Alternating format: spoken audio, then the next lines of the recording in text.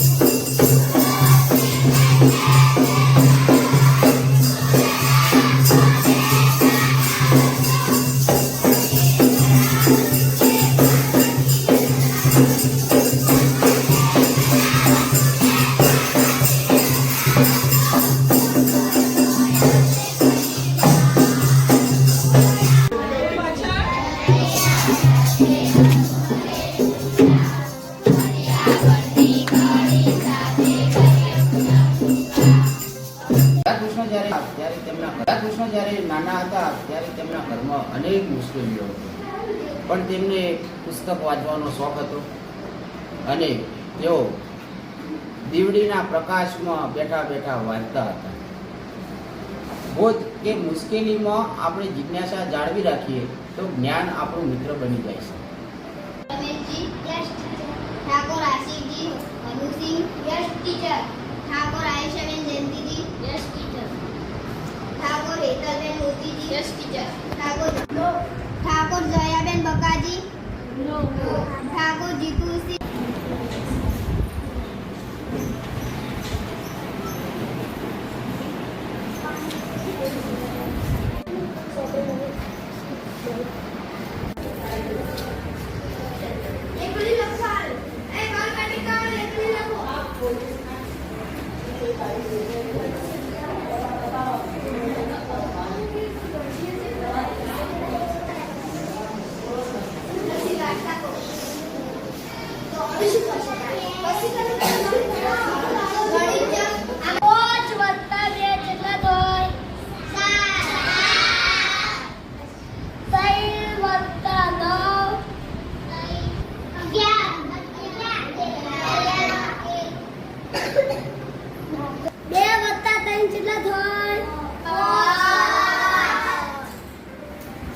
ખોટો બેટો.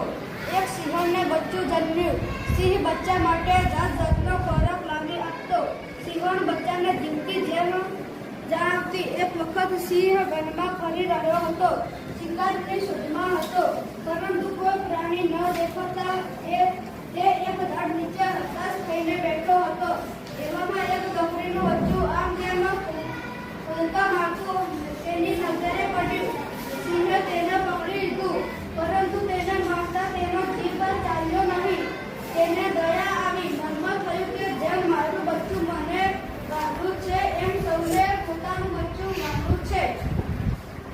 હું અને સિંહ બકરીના બચ્ચાને સિંહણ પાસે લઈ ગયો. સિંહણ દવાનું જોઈને નવાઈ પામી. તેણે સિંહણને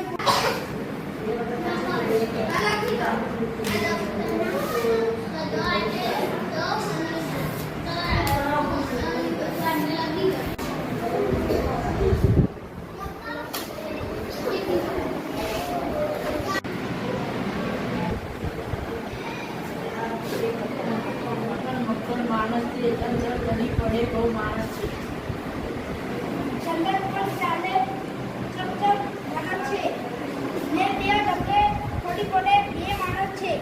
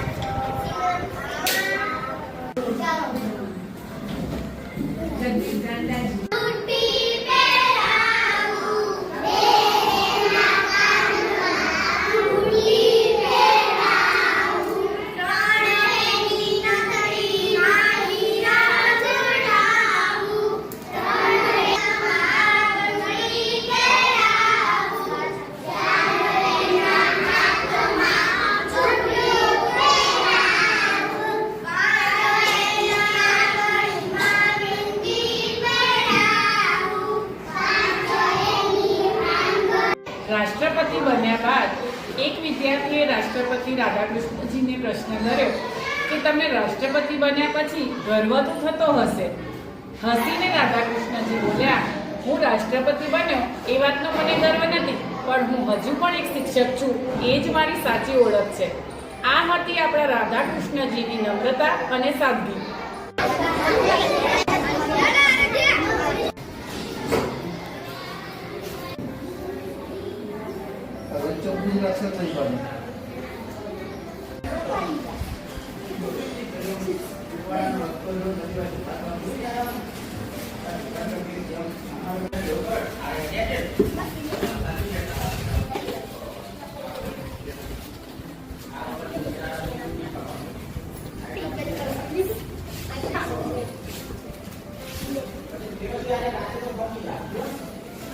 રાધાકૃષ્ણ સર્વપલ્લીએ પોતાનું શિક્ષણ પૂર્ણ કર્યું, પછી પણ પોતાના શિક્ષકોને ક્યારેય ભૂલ્યા નહોતા. તેઓ હંમેશા કહેતા કે આજે હું જે છું તે મારા શિક્ષકોના કારણે. શિક્ષકોનો આદર કરવો જોઈએ, કેમ કે તે આપણું જીવન ઘડે છે. હું ધોરણ 8માં ભણું છું. પ્રિન્સિપલ વિદ્યાર્થીનું ભાષણ. આજે મને પ્રિન્સિપલ બનવાનો અવસર મળ્યો છે. શરૂઆતમાં મનમાં થોડી ગભરામણ હતી કે હું આખી શાળાને કેવી રીતે સંભાળીશ, પરંતુ મેં શિક્ષકો અને વિદ્યાર્થીઓને આગળ રાખીને વધવાનો પ્રયાસ કર્યો. ત્યારે મને સમજાયું કે પ્રિન્સિપલ બનવું માત્ર આદેશ આપવું નહીં, પરંતુ સૌને પ્રોત્સાહિત કરવાનું અને યોગ્ય દિશામાં દોરી જવાનું. આજે એક દિવસના અનુભવથી મને લાગ્યું કે પ્રિન્સિપલ શાળાના હૃદય સમાન છે. જો પ્રિન્સિપલ ઉર્જાવાન, દયાળુ અને દ્રઢ નિશ્ચયી હોય તો આખી શાળા સકારાત્મક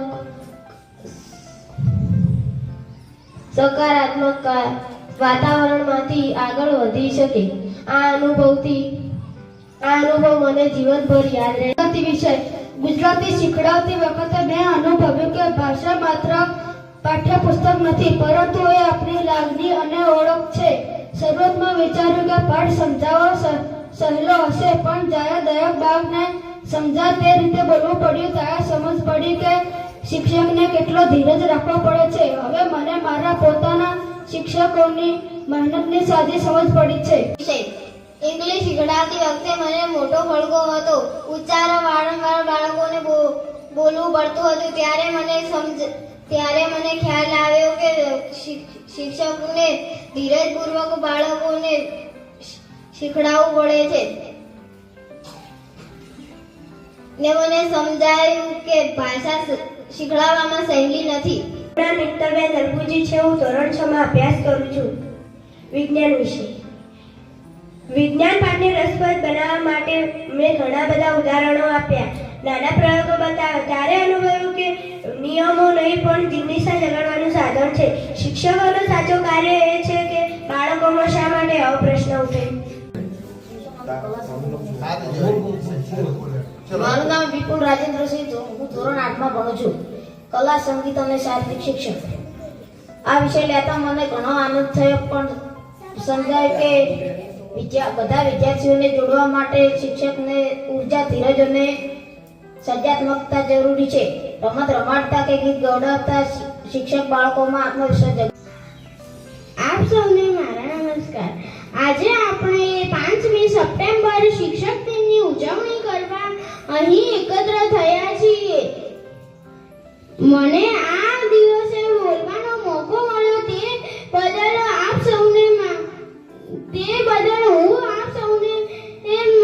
મારા સાચા હૃદયથી આભાર માનું છું. ગુરુ જે અમારા જીવનમાં આ અંધારામાંથી અજવાળામાં લઈ જનાર એ શિક્ષક છે. એ અંધારામાંથી અજવાળામાં લઈ જનાર કાલે 5મી સપ્ટેમ્બર ડોક્ટર સર્વપલ્લી રાધાકૃષ્ણનો જન્મદિવસ છે અને એ આપણા રાષ્ટ્રપતિ હતા. એમના જન્મદિવસને બધા શિક્ષક દિન તરીકે ઓળખે એવું એ પોતે શિક્ષક હતા એટલે કહેતા ગયા. અને ત્યારથી માંડીને અમે નાના હતા ત્યારે અમે પણ આવી રીતે નાના શિક્ષક બનીને આવેલા મને હજી યાદ છે. અને બધી સ્કૂલોમાં, કોલેજોમાં, મહાવિદ્યાલયોમાં આ શિક્ષક દિવસ સરસ રીતે ઉજવાય છે. એની પાછળનો મુખ્ય હેતુ એ કે દરેક બાળકોમાં શિક્ષકનો ગરિમા, મહિમા જાતે બાળક પોતે અનુભવ કરે એટલે એને ખબર પડે કે શિક્ષકનું મહત્વ કેટલું કપરું છે. અને શિક્ષકનું મહત્વ કોઈએ ખરેખર કહેલું છે કે આ મહત્વ એ માતા પિતા અને ભગવાનને તુલ્ય છે. એ સાચું જ છે.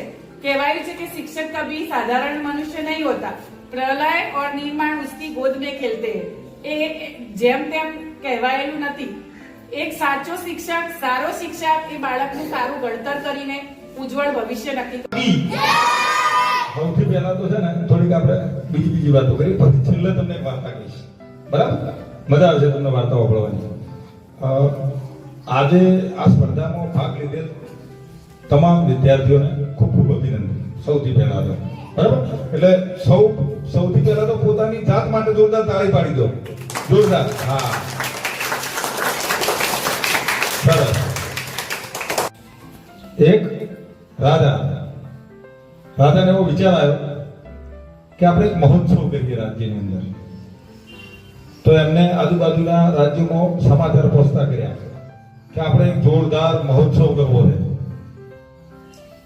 મહોત્સવ શરૂ થાય છે. એમના આમંત્રણને માન આપી અને આજુબાજુના રાજ્યના રાજાઓ, રાજકુમારો અને વસ્તી, પબ્લિક બધી એ રાજ્યમાં આવે છે. એ રાજ્યમાં આવે, મહોત્સવ શરૂ થાય. રાજાએ એક કાર્યક્રમ ગોઠવેલો. જે લોકો આવ્યા ને, લોકોના, રાજકુમારોના અને રાજાઓના મનોરંજન માટે એમને એક કાર્યક્રમ રાખેલો. બાજુના રાજ્યમાંથી એક નર્તકી બોલાવી. નર્તકી એટલે ખબર પડે? ડાન્સર. ડાન્સ ના કરે? હા, એવી એક ડાન્સર બોલાવી જેથી કરીને લોકોનું મનોરંજન થાય. એ નાચે અને લોકો એના નાચને જુએ અને એમનો સમય પસાર કરે. હવે રાજાઓ એટલે કેટલા બધા કામ હોય.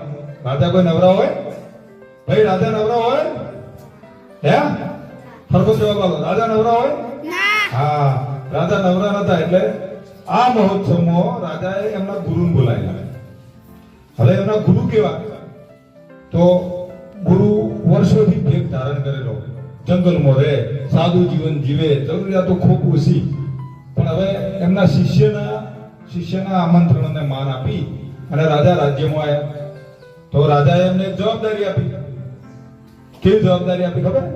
સોના મોરની એક પોટલી ભરેલી આપી અને એમને એવું કીધું કે આ નર્તકી જે નાચે છે, જ્યારે તમને એવું લાગે કે આ નર્તકીને આમાંથી કંઈક આપવા જેવું છે તો એમાંથી તમારે એને અનુકૂળતા પ્રમાણે સોના મોર આપવાની.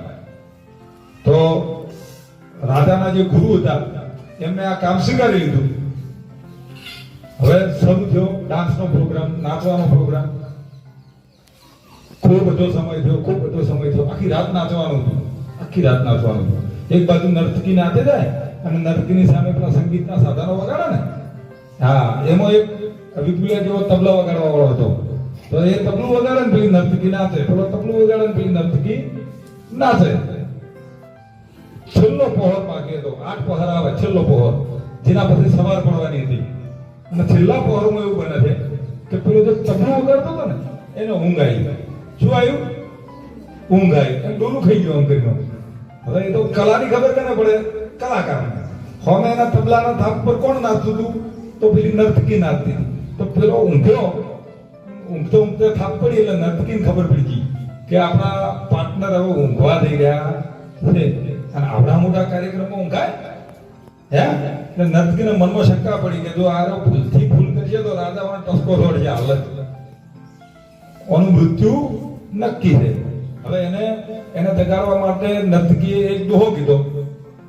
કેવો દોહો કીધો ખબર કે ઘણી ગઈ થોડી રહી, ઘણી ગઈ થોડી રહી, પલ પલ જામે જાય, પલ પલ જામે જાય, એક पल की खातिर यूं क्यों कलंक लगाए, एक पल की खातिर यूं क्यों कलंक लगाए. આ વસ્તુ પેલા તબલું વગાડવા વાળો હતો ને એના મગજમાં આવી ગઈ. એને ખબર પડી ગઈ કે નર્તકી શું કહેવા માંગે. એક જ દોહો. હવે વિચાર કરજો એક દોહા કારણે શું શું થાય છે. તો એક જ દોહો કીધો, એક દોહો કીધો. હવે પેલા તબલા વાળા શું અર્થઘટન કર્યું?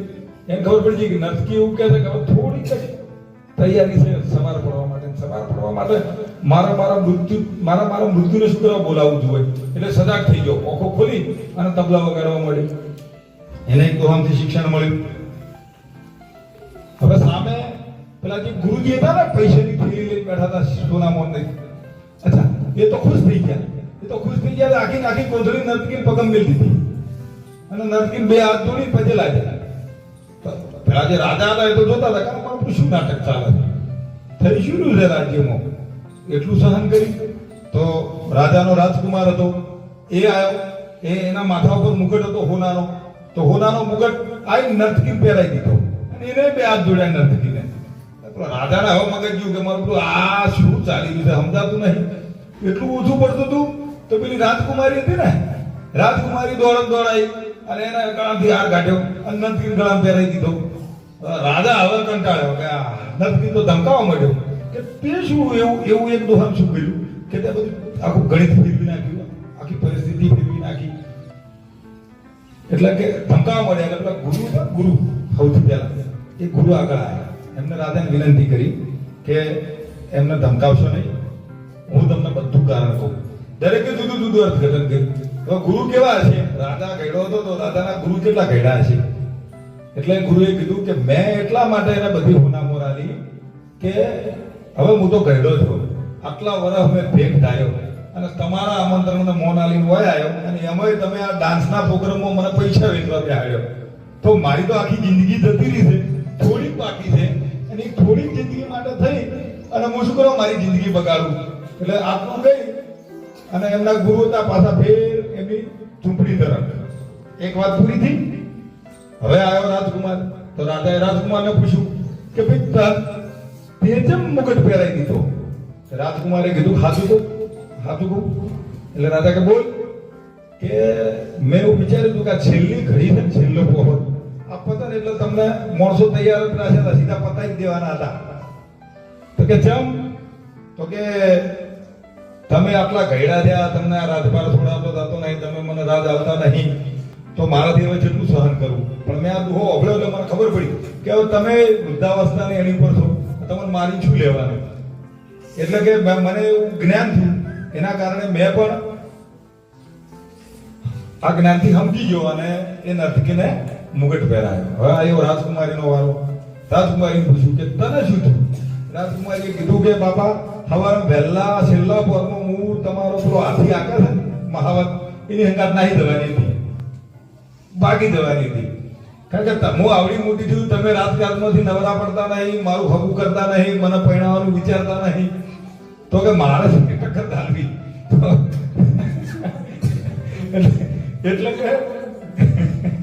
એટલે કે મને ખબર પડી કે આવું કામ મારાથી થાય નહીં અને મારે હજુ થોડી ધીરજ ધરવાની જરૂર છે. એટલે કે મેં એ હાર એ નર્તકીને પહેરાઈ દીધો. બધા કેસ ફાઇલ થઈ ગયા. હવે રાજાએ વિચાર્યું કે મારી વાત તો સાચી છે, મારું હવે તો બધું પતવા આવ્યું છે. એટલે રાજાએ નિર્ણય લીધો. કેવો નિર્ણય લીધો કે ભાઈ છોકરાને બોલાવીને કીધું કે હવે સવારથી આ બધું રાજપાટ તારું, મારે હવે ઘણું બધું રાજ ભોગવ્યું અને હું એ દઉં છું હવે વન તરફ. હું એ પ્રભુ ભક્તિમાં લીન થઈ જઈશ. પેલા એમના ગુરુ હતા એ પ્રભુ ભક્તિમાં લીન થઈ જાય. છોકરીને કીધું કે આ બધા આટલા બધા રાજકુમારો આવ્યા છે તો સ્વયંવરમાં હારો મૂર્તિઓ જે દેખાય એને વરમાળા પહેરાઈ તું કે મૂર્તિઓ જોડે તારા લગન કરાવી દઈશું એટલે તારું પૂરું.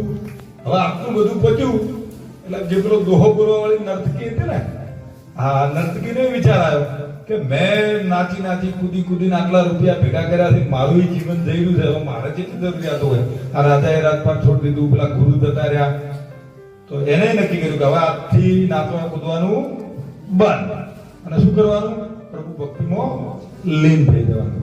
હવે વિચાર કરો તમે, વાત આપણે એવું કહેવા માંગીએ છીએ તમને કે દુહો એક છે, દુહો એક છે. શિક્ષણમાં કેટલી તાકાત છે દુહો, તમે શિક્ષણમાં કેટલી તાકાત છે, બસ આ શિક્ષણને આપણે પચાવવાનું છે. આપણે રોજ અહીં શાળામાં આવીએ છીએ, આઈને રમીને કૂદીને જતા રહીએ છીએ, ઘેર આપણા દફતરો કશું કામ કરતા નથી, ખૂંટીએ વળગ્યા રહે, વળી પાછા હવારે ઉપાડીને આવતા રહીએ છીએ. તો આજના પ્રસંગમાં આપણે એવું શીખવું રહ્યું કે આપણે આપણા સમયનો ઉપયોગ કરવો જોઈએ. સમય તો જતો જ રહેવાનો છે. જો આજ માનો કે આજનો દાડો હતો, આપણે 6 કલાક સ્કૂલમાં આવ્યા તો જતો રહ્યો. આ કોઈ આ સમય આપણા હાથમાં આવશે નહીં આવે. એટલે આપણે રોજે રોજ ઘરે જઈ સ્વાધ્યાય કરવું, રોજે રોજ વાંચવું અને સરસ મજાના તૈયાર થઈને સ્વસ્થ થઈને શાળાએ આવવું. શાળાએ આવ્યા પછી વિદ્યાર્થી જેવું જીવવું, તો જ એ આપણી સાચી સફળતા છે. ચલો, ભારત માતા કી જય. ભારત માતા સ્ટાર્ટ. એક દિવસ રાધાકૃષ્ણનો જન્મદિવસની ઉજવણી માટે ઘણા લોકો આવ્યા. તો રાધાકૃષ્ણએ કહ્યું કે ખરેખર જો મારો જન્મદિવસ ઉજવવા માગતા હો તો આ દિવસ એક શિક્ષક માટે સમર્પિત કરવા. આ પરથી એવો બોધ મળે કે ભાઈ વ્યક્તિગત સન્માન કરતાં સમાજનું હિત વધારે મહત્વનું છે.